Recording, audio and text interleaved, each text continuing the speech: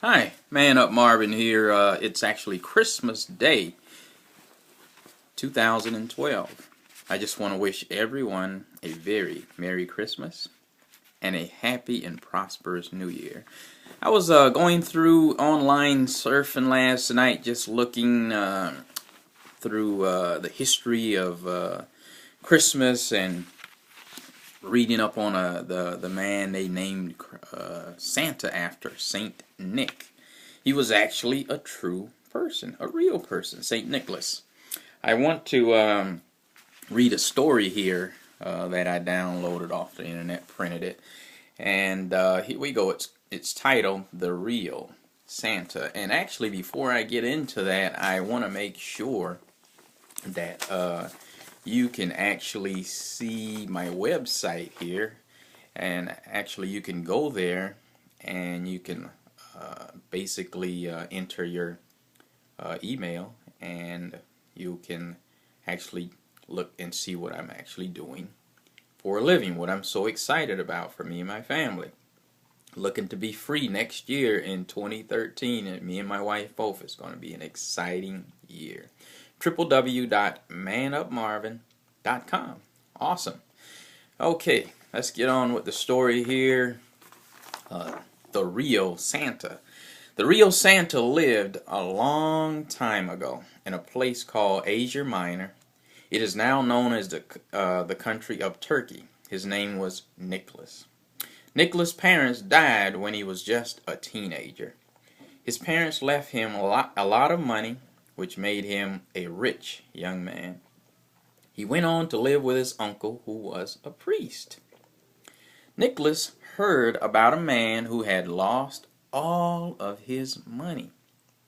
He had 3 daughters who were old enough to get married. But in those days, young women had to have money in order to get married. This money was called dowry, D-O-W-R-Y. And it was used to help the new family get started. If you didn't have the dowry money, you didn't get married. Wow. This family was so poor, they had nothing left to eat. The daughters were going to be sold as slaves because they couldn't live at home any longer. They were very sad.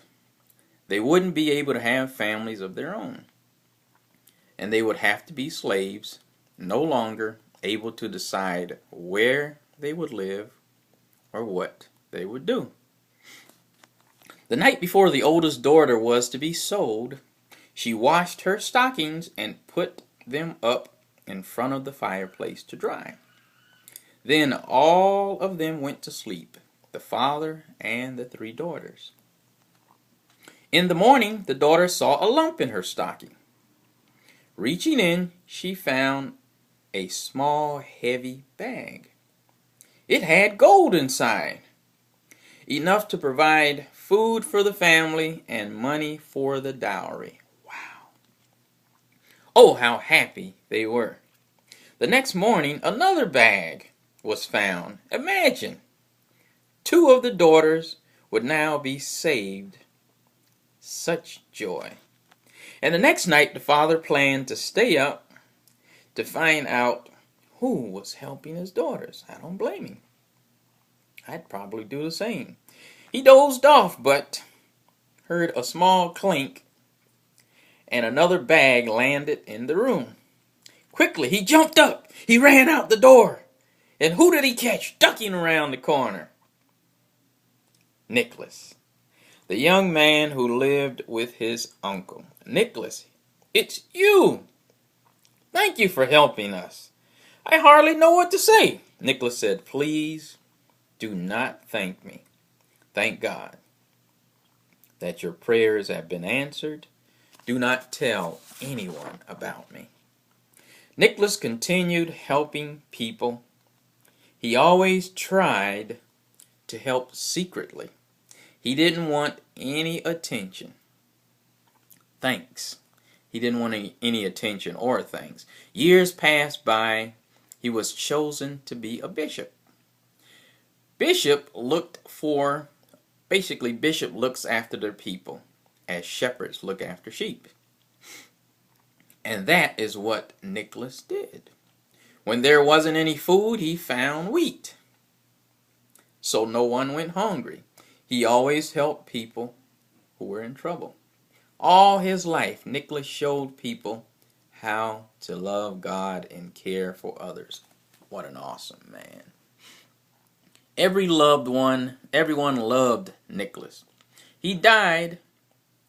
They told stories of the good and the kind things Nicholas had done. Sailors took these stories about Nicholas everywhere they went. Some of the stories were about his special care for children, helping and protecting them when danger threatened. And so more and more people learned about the good and kind Nicholas. They wanted to be like him. He is an example of how we should live. And that is why he became a saint.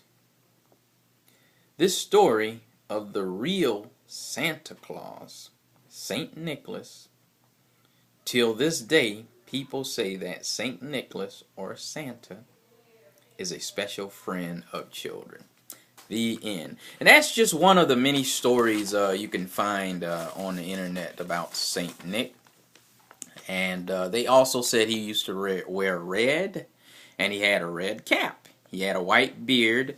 Matter of fact, let's see, I have a sort of a shot here of him as a bishop. Look at that. Bishop in the church there. Okay, actually, and a saint. Okay, so basically, you can go look that up and read about Saint Nicholas and read about the man behind the Santa Claus story. And I just want to say have a very Merry Christmas. And there's my web page again there. Go check it out. And I'm wishing that you would have a very Merry Christmas, a happy and prosperous New Year for you and your family. And I'm just going to say make it a great year. Love your children if you have any. Love your wife, husband, significant others. Tell them that you love them every day. Encourage them. Tell them they're beautiful. Tell them they're smart, they're intelligent.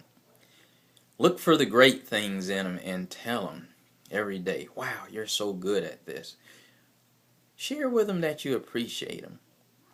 It really makes a difference in their lives. Encourage your children, lift them up, build them up, push them to believe that they can accomplish anything in life. Again, this is Man Up Marvin saying Merry Christmas. I'm out.